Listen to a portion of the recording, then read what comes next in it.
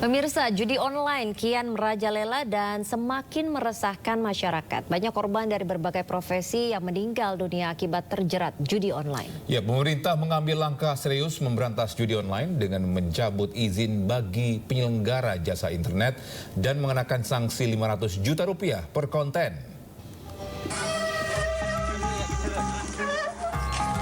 Kasus kematian terlilit utang akibat judi online sudah banyak terjadi.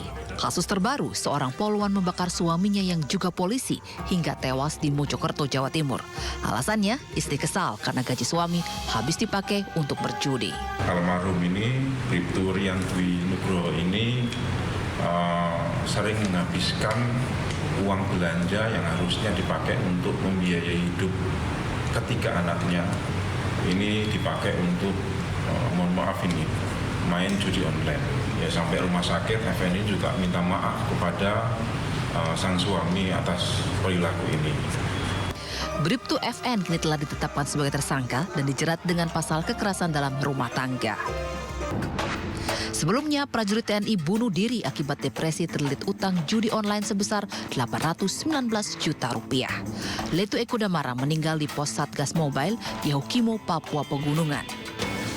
Pasintel Satgas Letumar Andi Subagio.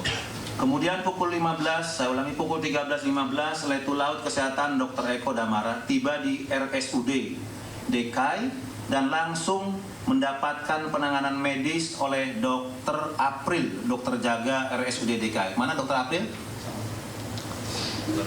Nah, Dr. April ada di sampingnya, itu kelihatan. Terima kasih Dr. April. Kemudian pukul 13.38 dan Satgas kembali ke titik kuat Kotis DKI dengan menggunakan kendaraan taktis Kia. Kemudian pukul 13.42 dan Satgas melaporkan kejadian tersebut kepada satuan atas. Kemudian Wadan Satgas Mayor Marinir Haryono tiba di RSUD DKI untuk memonitor perkembangan kondisi Letu Laut Kesehatan Dr. Eko Damara, dan pada pukul kurang lebih 14.00 waktu Indonesia Timur, Dr. April, dalam hal ini dokter jaga RSUD DKI, menyampaikan bahwa Letu Laut Kesehatan Dr. Eko Damara tidak tertolong dan dinyatakan meninggal dunia. Tahun 2023 tercatat terdapat 1.196 kasus dengan jumlah tersangka sebanyak 1.967 orang. Sementara tahun 2024 tercatat 792 kasus judi online dengan tersangka sebanyak 1.158 orang.